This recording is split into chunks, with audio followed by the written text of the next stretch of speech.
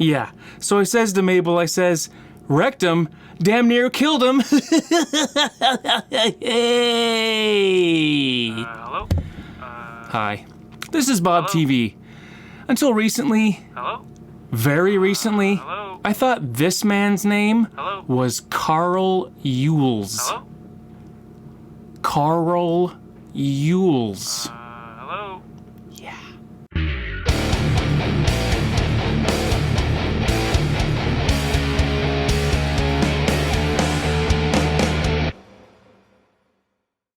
"20 episodes of BoBTV.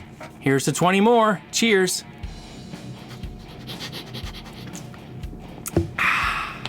This is my gear, and these are some of my mics. Different mics for different jobs. In the studio, I use my Blue Microphones Yeti. It's USB, it's affordable, and it sounds great. As mentioned in a previous video, I've used it on clean vocals, screams, and gutturals. I've used it on acoustic guitar, and I'm using it to record myself right now. Oh yeah, ASMR baby. For band practice, I use an SM58. I put this camo tape on it just to differentiate it from other 58s. And I use this red foam tip. That way it just keeps all the spit and the snot off the mic. Affordable, indestructible, classic. For karaoke, I bought the Behringer XM1800S 3-pack. $60 on Amazon. There's no way I was gonna spend a ton of money on karaoke mics, so when I saw the price and reviews, I ordered. Given the low price, it sounds really good.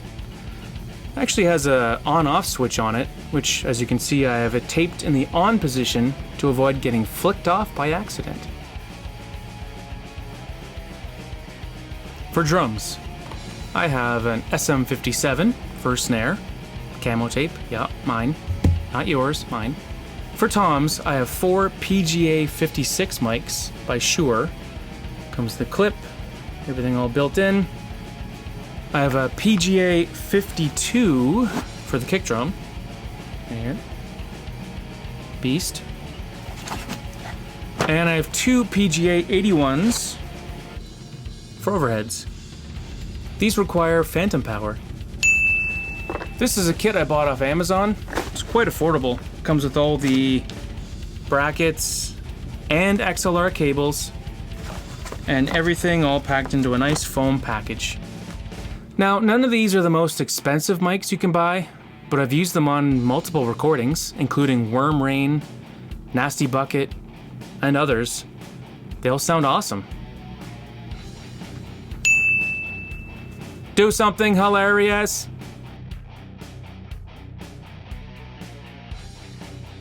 This is my tech, and this is my Logitech K400r wireless keyboard trackpad.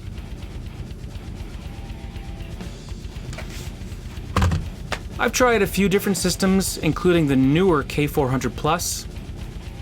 This is definitely my favorite. I have 5 of these. I think I paid about $30 initially on Amazon for a new one. Once I discovered they were no longer being sold, I tracked down 4 refurbished models on Newegg for about $17 each.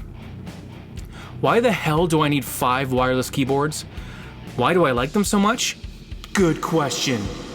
I bought the first keyboard for my home theater PC.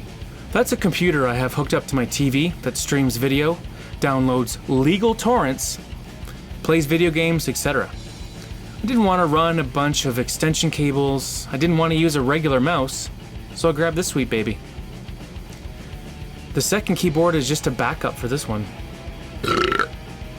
I have this in the living room, and it's near food and drink, so I wanted a spare in case something happened to it. The third's for my iMac. I don't have the fancy Apple keyboard and mouse, and really, a Logitech keyboard works great for that. The fourth is hooked up to my Raspberry Pi DAC board. I use it to configure it and shut it down at the end of the day because you have to do all that via the command line. The fifth keyboard is to accompany my travel PC. What's that? I'll talk about this in another video, but basically it's a tiny little Windows PC. I take it when I travel. I can access streaming services, play retro video games, stuff like that. Much easier and cheaper than bringing a laptop. Yeah, you're absolutely right. I could probably get by with one keyboard and just swap over the little USB dongle to whatever I'm using. I'm lazy, and digging around for the USB dongle's a hassle. And really, for $18 a pop, it's worth just having a few of them strewn about. Pros. The range is great. Goes across my living room with no problems. Their dongle receiver is behind my TV. There's never any dropouts. Logitech claims 10 meters of range. Battery life, also amazing. It shuts itself off after a few minutes of idle time, so it lasts forever. Logitech claims 1 year. To me, the keys remind me of typing on a nice laptop. Oh yeah. Oh yeah. The touchpad is fantastic. It's got multi-touch, which is good for scrolling up and down. I actually use my thumb on the trackpad and my other thumb on the little click button that they have on the left. Click button right there. This is because normally I'm sitting on the couch with this thing in my hand, so I can scroll here, move the mouse, clickety-click, clickety-click. Very natural. Now, we've dropped this keyboard about 100 times. We throw it around, we hammer the keys, and we spilled food on it. It still works. Fits into my backpack, no problem. There's no wires, there's no mouse. It's great. And there are some media keys here and here. I don't use them. Cons. They don't make it anymore. I have the newer 400 Plus model and I don't like it. The trackpad and the mouse click feel are really crappy. And they don't work nearly as good as the older model. Do something hilarious. This is my music, and this is The Haunted. The Haunted is a Swedish metal band from Gothenburg, formed in 1996. The original members, Anders and Jonas Björler, and Adrian Erlandsson were/are members of At the Gates. They've released 9 albums, but I'm just going to talk about a few here. My number 1, One Kill Wonder from 2003. The guitar tone on this record is absolutely crushing. The vocals are crazy aggressive. That's because it's Marco Aro. And the songs are really awesome. This record is a huge step up in production over the one that came before it, which is my number 2, which is Made Me Do It from 2000. The production isn't as huge on this release, but the riffs are the true gem here. The song Trespass has some of the catchy riffs I've ever heard in death metal.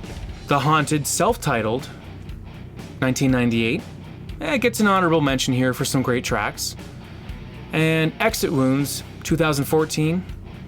This is where Ola Englund became a full-time member of the band and contributed some tracks to this album. 2 notable tracks here are Psychonaut and Time Will Not Heal. To be honest, I haven't heard the other releases, so I can't talk about those. Do something hilarious.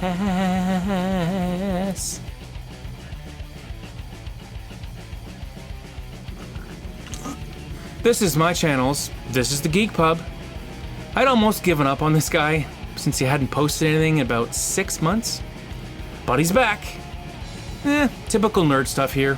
Computer builds, smart home stuff, DIY stuff. The huge for me. Stupid Alexa. Hey, thanks for watching. I hope my little show helps you kill some time while you try not to be killed by the coronavirus. Stay tuned, stay buried.